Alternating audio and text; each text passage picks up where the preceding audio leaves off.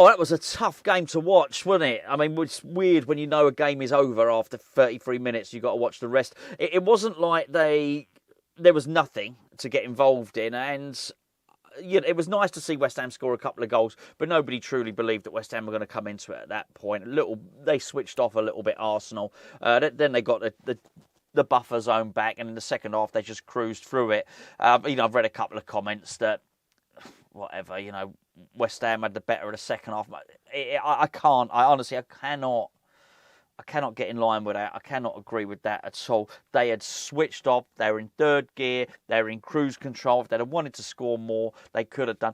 If you ever want any more evidence to suggest that they'd stopped trying to score, look at the break that Gabriel Jesus had. No support, just surrounded by West Ham shirts. They weren't bothered. At that point, they were conserving energy. They were taking the 3 Premier League points, and they were trying to not get any more players injured. I'm not going to sit here with you and talk you through every goal, because there's just no point. The first one was a Gabriel header from a corner. I mean, look, we discussed it. Not only did we discuss it, Gio discussed this in detail. I know we sort of glossed over it a little bit in the preview, but actually in the opposition preview over on our Patreon, Gio got all like the scouting stuff out. He got all Gary Neville on us, and it was an abomination, quite frankly. What we saw was an absolute abomination in terms of defending. It was totally and utterly predictable. But I think the worst thing about this game, I have to say, look, let me say this now. If the games had been the other way round, if the Arsenal game had happened before the Newcastle one, Lopetegui would be gone by now. And I'm not going to sit here and say Lopetegui out and all the rest of it, because I did expect to lose this game. I really did.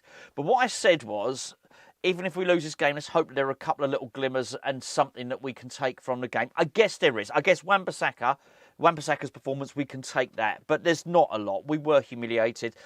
People turn around and say, oh, Arsenal could put 5 past anyone. Well, they don't. I know, did Sporting Lisbon the other day. I think they did. Bolton Wanderers stuck 5 past them earlier on in the season. But by and large, it seems to be us that gets absolute tankings off these teams. We didn't even bother at the start. I thought we tried to close down and we tried to press a little bit. And there was some energy levels at the start. But nothing typified that game, I think, more than in the first half. There was a point where Mikel Antonio, Lucas Paqueta and Emerson were all left back at the same time. They were all sort of in the left back area. We actually did win the ball, and I think Max Kilman played a poor pass, or maybe it was Soler. It was hard. It was a really, really bad opening. And there was no out ball anyway. There was nobody up there because, I've just described where Mikel Antonio was. We were petrified. We were sat back, and we just encouraged them onto us. And it was a case of us saying to them, well, go on, have a go. I'd say it was like George, it was like the old rope-a-dope, George Foreman, Rumble in the Jungle and all the rest of it. But honestly, we had no comeback, we had no punch. We had nothing at all. And I would suspect that there will be, some defence of Lopetegui being in the stands, but that's his fault. That's his own nil discipline. He shouldn't have been up there. He needs to control himself a little bit better. Very, very disappointed today, and who wouldn't? What West Ham fan wouldn't be? I just think you want to get out of those games having contested them and not being humiliated, and we were humiliated. They just let us off a little bit. That's all that happened. Not because they were feeling kind and malevolent. They just let us off because they got bigger fish to fry. They got other things to do this season apart than worry about sticking 8 past West Ham, which they could have done. The good performance was Aaron Wan-Bissaka. I thought that was good. The bad performances, everyone really, just everyone. It was awful. Carlos Soler, I thought it was a Carlos Soler lookalike. I thought they'd got a lookalike in up until the point where he played a beautiful through ball for Wan-Bissaka to score. Back-to-back goals now for Wan-Bissaka. That much is good. I thought it was a doppelganger. This was nothing like what we saw against Newcastle. We had no control of the ball, no control of the game. We just allowed them complete and utter control of the game. I think that's what annoyed me. We didn't try and threaten them. We just tried to sit back and we just tried to defend. And this annoys the hell out of me now, this whole thing that, because I swallowed it, make no mistake about it. I believed it. Not that Lopetegui was my first third, wasn't even on my top 5 list. But I did believe the story that he'd done his due diligence. He'd studied West Ham. And he had a plan. If he studied West Ham like last season, there's no way he would have put us. You'd think he must have watched Arsenal at our place, right? You wouldn't put the team out like that. What can I say? Okay, so first goal. I said I wouldn't go through him. I will go through Antonio got lost by Gabriel. That's going to happen. Paqueta could have done better. Paqueta was awful. You could actually make a case that Paqueta was involved in 3, possibly 4 of their goals.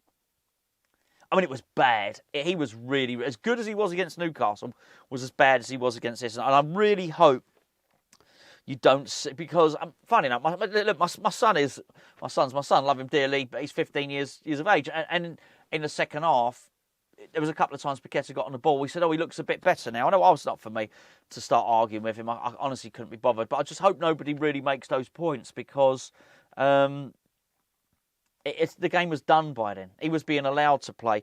Actually, when it mattered, Paqueta was bloody awful. I don't just want to dig him out. Fabianski was awful. Awful. Absolutely terrible. The best thing he did all day was punch Gabriel in the head. I wish he'd have done it properly. But, because even that was sort of half-assed. I've got to say, I didn't think the referee was very good at all. I do think he actually got some of the big calls wrong. But I don't have a complaint. I'm not complaining that West Ham would have won if the referee had been better.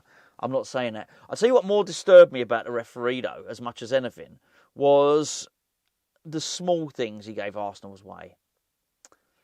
A corner to us, which he gave us a goal kick to them. A throw-in to us, which he gave us a throw-in to them. Things like that. A lot of the small stuff was happening. I did not like that. I thought, this is a little bit dodgy. And they're so good, they don't need it. They don't need that sort of bias from the referee. Antonio, I felt for Antonio. Again, he looked a little bit better at the start of the second half, but the game wasn't being contested then.